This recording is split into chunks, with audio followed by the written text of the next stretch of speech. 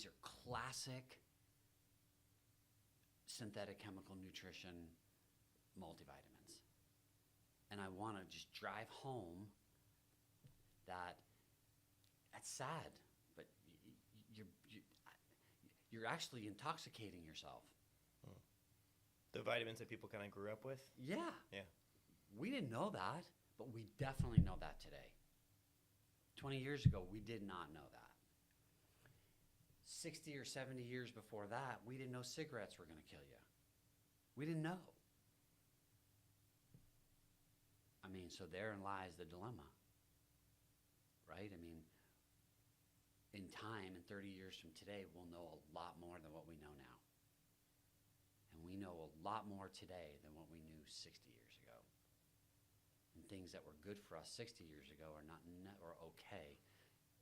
Maybe a better term would be things that were generally recognized as safe 60 years ago are generally not recognized, may not generally be recognized as safe today. Nicotine, smoke. I mean, it was so prevalent. I mean, everywhere. Some people thought it was like an elixir in a sense. It was like curative. Well, like vegetable oil.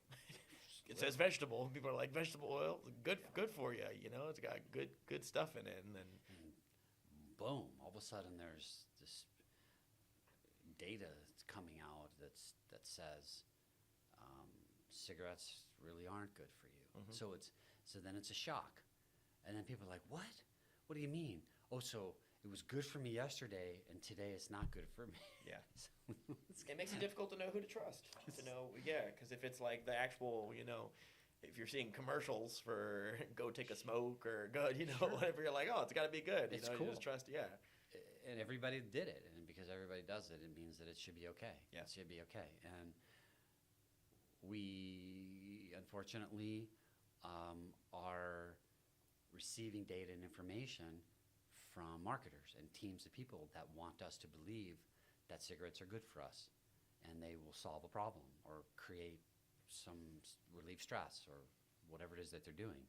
But we know that they're highly addictive, and we know that over a period of time they do accumulate in extracellular space, interstitial fluid, and fatty tissue.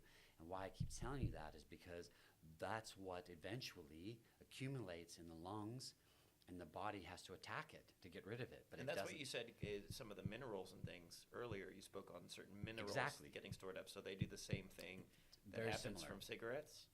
Exact concept. Okay. That's an important thing for people to understand. Is there any way of cleansing that out of your system, to those negative, harsh things that get stored in your body?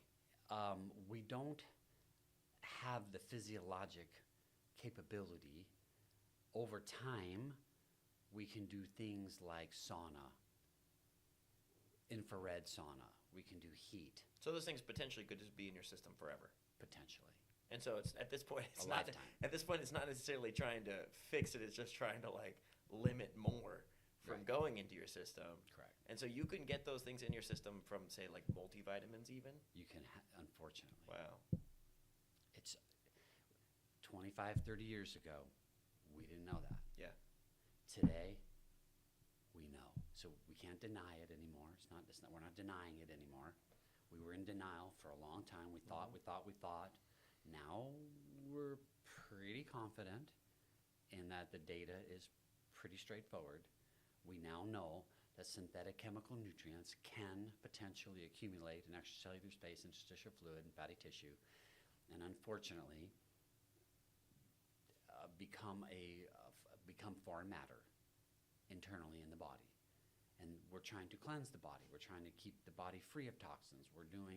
We put air cleaners in our rooms so that we can breathe in cleaner air. We're trying to drink water that is purified and ultra purified and osmosis and reverse osmosis. We're trying to do things because what we know is that once it's internalized, it's much harder to get out than we ever dreamed. So there's only a couple of ways to get things out. You can get things out through the cytochrome P452 pathway. I'm not trying to get technical. That sounds real technical. But that's medically It's what it's called, yeah. That's what we know. Yeah. So there's a cytochrome P452 pathway, and that things can be eliminated through the urine, through the stool or your largest organ, which is your skin. So we know that there's a way to get things out much, much harder than we ever dreamed. So we're getting better at it. So the good news is, if we have just a small amount of herbicide every day, so in and of itself, using the cigarette example, if someone has smoked a cigarette for, I don't know, a couple of weeks, and they said, oh, hey, doc, I just wanted to let you know I've been smoking for a couple of weeks, and it's not much, and I just get stressed and I smoke for a couple of weeks. Well, I'm going to say, well, listen, that's your decision to make, but we know and we've proven how bad cigarette smoke is. Try to avoid that, and if you can, stop. And generally that would be the advice. And then there's the person that says, well, I've only been smoking for, and I would tell that patient, don't worry, you haven't killed you're not in danger of anything at the moment, but it's a good idea to be aware that you need to stop because of the addiction. If you become addicted, it becomes much harder. So stop now. Number two, you have another patient that comes in that says, gosh, I've been smoking for 3 months. I'm feel a little addicted, but I know it's not good for me. And I would give the same advice. You haven't killed yourself in a sense. You're 3 months. Your body doesn't like it, and it's going to eventually start accumulating in extracellular space, interstitial fluid, fatty tissue, and it gets harder and harder and harder to get rid of. Body doesn't have the physiologic mechanism. We don't. We're not. It's not innate to us. We don't have a natural ability to release toxic material. We tend to store it in fat and organs, visceral organs, extracellular space, interstitial fluid, fatty tissue. So it's just stored. And eventually you wake up one day, you don't feel well. I'm like, well, why? Well, there's an accumulation over a period of time. So to like somebody who's smoking just for a short period of time, not to worry. But if you're smoking for 6 years, 5, 6, 7, 8 years, that's another level. You're definitely at a different level.